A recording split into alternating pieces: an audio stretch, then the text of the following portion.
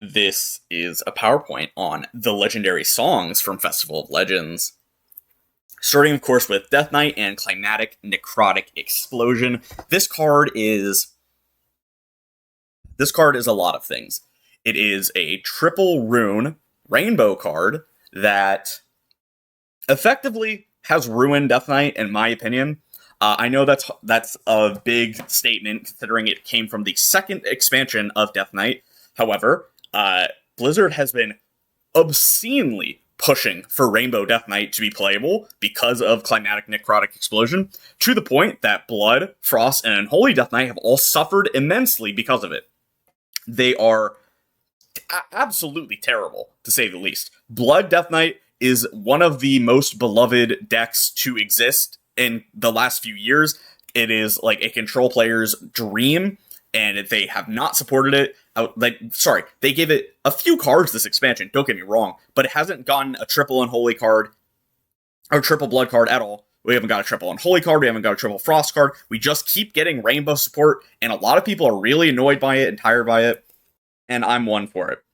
I'm not a big fan of Climatic Necrotic Explosion. It's very RNG reliant, it's not very good, it's just, you have to spend so many corpses to make this card do anything, and there is a chance that every single point goes into the health, because it goes into all of these. The 6 damage, the 3 for the souls, the 2-2 for the souls. Those are the 4 stats that can be increased, and if you're incredibly unlucky like I am, you can have spent like 100 corpses, and then they'll all go into the attack and health of the minion, or something like that, and then your card is just terrible because they'll play Reno and just wait for this anyway. So it's just absolutely atrocious levels of terrible. Then for Demon Hunter, you have Going Down Swinging. This card is actually, it's in such an unfortunate spot because at 3 mana, it would be incredible. It'd be a very strong card. It would be super powerful in both formats, but they're never going to put it to 3 mana because they're afraid of the synergies of it and other attack cards in Demon Hunter. Does that make sense? I don't believe so, because of things like, Equality Consecration, which already exists in the game, as well as Going Down Swinging being a legendary card. There's no reason that Going Down Swinging can't just be 3 mana like Consecration, because Equality Cons is very strong. So if you have to put attack on your hero to make it do that, yeah. Then, of course, you're only able to attack the enemy hero once with it, so it's not like it really changes that much. And again, it's a legendary card. Legendary cards can be more powerful than basic cards from Classic. On top of that, there are 2 interactions to bring up with this card. Multi-Strike originally did work with Going Down Swinging, so you would get multiple attacks because of it. It was considered a bug, but everyone wants that back. Everyone and their mother wants that interaction back, because Multi-Strike is now only in Wild, and it's not very good. It wasn't that great to begin with. Was it strong? Yeah, but was it like anything crazy, even for like early on when this card came out? Not at all. As well as Warglaze of Azeroth, which also have similar effects to Multi-Strike, does work with this card because it wasn't in standard at the time, so they never just changed it. Why they can't revert Multi-Strike, I'll never understand. Then for Druid, you have Rhythm and Roots. I heard this card was like okay in standard. I just never really saw it anywhere. But the main use of this card is in Wild with Jungle Giants. It gives you 3 5 attack minions for your Jungle Giants. Is that great? No, but do you run it? Yes, for sure. It makes it so you can accelerate your Jungle Giants quest if you are able, or if you're falling behind incredibly efficiently, or if you already have your Jungle Giants, you can make it so you can have the 8/8s on your turn 8, where you have like a gigantic board, gigantic everything, and then your opponent has a hard time dealing with it because you've already ramped anyway because you are Druid. This card is not great, so I don't have much to say about it, but that is the main use of it. Then for Hunter, you have Stranglethorn Heart. This card was a lot better in Standard before the rotation, when it can have cards like Hydralodon, and you get the picture. Hydralodon's just a really powerful card with something like Stranglethorn Heart. In Wild, however, it's pretty okay as a combo piece in your like big kind of beast decks. Some people run it in their Beast Hunter, their like Tempo Beast Hunter list to give it like a top end finisher. I think that's terrible. But if you're running like a dedicated big Beast Hunter, this card is quite good. It resummons all your stuff, and of course, Tundra Rhino is 5 mana. It gives you a big swing board to just do that. And of course, Tundra Rhino, gosh, why can't I talk? Gives you charge on your big beast to kill your opponent. I don't know why I couldn't talk right there, but it's quite good at what it does. It's just getting to that point, not really consistent in the slightest. Then for Mage, you have Infinitize and Maxitude. I mean, this card's just good. Is there anything else to say about it? It's 2 mana, infinitely repeatable effect for a spell. In Standard, Mage loves it. In Wild, Quest Mage loves it. There's not really much to say. It's just a very powerful card. It's not super flashy. It's not doing a lot of stuff. It's just very good at what it does, and it does what it does forever. So that makes it just pretty good.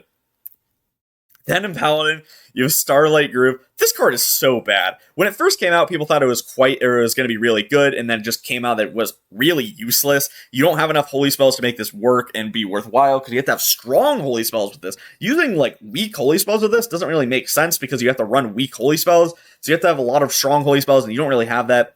And then, literally, at the time I'm recording this, they printed Divine Brew in Perils of Paradise, which gives you 3 Divine Shields to any character for 3 mana. Or 1 mana, give a character Divine Shield. That's just better than Starlight Groove is, significantly so. Starlight Groove, you can get infinite of your Divine Shields, I guess. Or you could just have 6 and not have to run this terrible card. It's so unreal how much better the Divine Brew is than Starlight Groove. It's crazy they did that in a year's time. Then for Priest, you have Love Everlasting. In Standard, this card just provides you a lot of value. You're getting a lot of spell value. You have a lot of cheaper spells. You can maybe play 1 or 2 more spells in a turn you couldn't before, yada yada. But in Wild, the main kicker, of course, is it's great in Big Priest. It makes your Shadow Essence cheaper, even on overlapping with the Illuminate buff as well, so you can play it on turn 4 if you get... Not even lucky, actually, because Illuminate would have let you play it on turn 4 anyway, but it's still very powerful. Just being able to play your Shadow Essence a turn sooner is unreal for Big Priest, because that's the whole point, right? Is they have to be able to cheat out Shadow Essence, and it was good when Shadow Essence was 6. You could play this on 3, Essence on 4, and that was very powerful. But now that Shadow Essence is 7, you have to play it on turn 5, which makes this card just a lot worse in Wild. Then in Rogue, you have Bounce Around. I don't think this card really was played in Standard. It's just kind of worse than Potion of Illusion in a format like Standard, where they want to be able to repeat the minions and keep them on board. So, to my knowledge, it didn't have anything. This is the second of 2 of the cards on this list that cannot be generated. I didn't bring up Climatic Necrotic Explosion being able to be generated until this point, because I didn't want to give it away, but Climatic Necrotic Explosion and Bounce Around cannot be generated by any means. You might be thinking, oh, that makes sense, because Climatic Necrotic Explosion is a triple rune card, wouldn't you? Nope, it actually had the distinction of being unable to be discovered before the change to triple rune cards. And Bounce Around was the other one in that slot. They just couldn't be generated because Bounce Around was mainly because of Noggling at the time in Standard. They didn't want it to be possible to have it on Noggling, which makes sense, I'm going to be honest, but it's not that great. In Wild, however, Bounce Around is really good with your Alexstrasza Rogue. You play your Scab, Shark, combo, and then you get your ETC in there. You can have Bounce Around in your ETC, bounce it, have your Alex, stuff like that. Do a lot of damage to your opponent and kill them pretty consistently around turns 6 and 7. Sometimes turns 5 if you high roll, but it's a pretty decent deck. It's like tier 3 right now. If you've never played it before, you should check it out. It's a lot of fun. A lot of people really like it. Then for Shaman, you have Jive Insect. This card is a big fan favorite because, obviously, it's a 5-mana Ragnaros that you can use with Conductivity, so you have 3 Ragnaroses. This is such a fan favorite card in Standard. It's completely unusable in Wild, because why would you do that? You could just play a 4-mana Ragnaros if you really wanted to in Big Shaman, but in Standard, it's just, people love this card. There's so many decks that pop up all the time about Jive Insect. It's so beloved. Is it great? I'm not sure. It looks...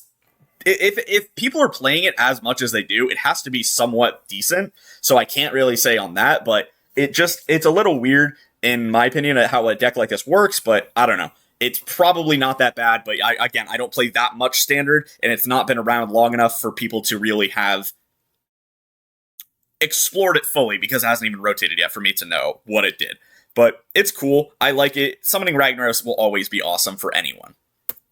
Then for Warlock, I have Symphony of Sins. This card is incredible in both Standard and Wild. It actually has been nerfed and buffed. It used to be 6 mana, then it was buffed to 5. Then when Sargeras came out, they had to nerf Movement of Pride because you could get your Sargeras on turn 5 or 6 too consistently, and it was just way too strong. And then it was also great in your Wheel Warlocks to put more cards back in your deck to deal damage to your opponent, clear the board, all these sort of different things in both formats. And then, it would be good in both formats. Again, currently, it's just, you can't really play a slow Warlock in either formats right now. In Symphony of Sins, is a slower Warlock kind of card. It just doesn't really make sense in either formats currently, but it's not because the card is bad, it's just there's nothing really to put it in. Then for Warrior, you have Black Rock and Roll. This is a fan favorite card by far for Warrior players. Black Rock and Roll Warrior is already taken off to be one of the, most beloved Warrior decks of all time. You buff your entire deck with Black Rock and Roll. You can play your Lorthamar Theron if you really want to get even more benefits. And then you can play big minion after big minion that all benefit from these stats, either by having taunt or by having effects when they kill things that are based on the attack and health, things like that. Or because they are Decimator Olgra or Trench Stalker and they attack your opponent's face and they kill them. Or you can give them Charge with Charge itself. There's so many things you can do with this card. It's incredibly beloved. It's probably the arguably the best card on this list. If you were to talk about the future of these cards, Black Rock and Roll Warrior probably will get incredibly powerful at some point, possibly even in Standard. But yeah, that's going to be it for me. If you enjoyed, make sure to like, comment, and subscribe. Tell me what you think down below. What your favorite song is, what your favorite, what your favorite song, what your favorite of the legendary songs are, what your least favorite is. Do you think any of them are too strong, too weak, anything like that? Then you can join the giveaway by telling me your favorite Hearthstone card down below. It's for Perils in Paradise, which is coming out on July 24th, I want to say, which is less than a month from now. And then if you become a member, you can join that giveaway as well. And yeah, I'll see you guys next time. Peace. Rising again. Darker than they've ever been.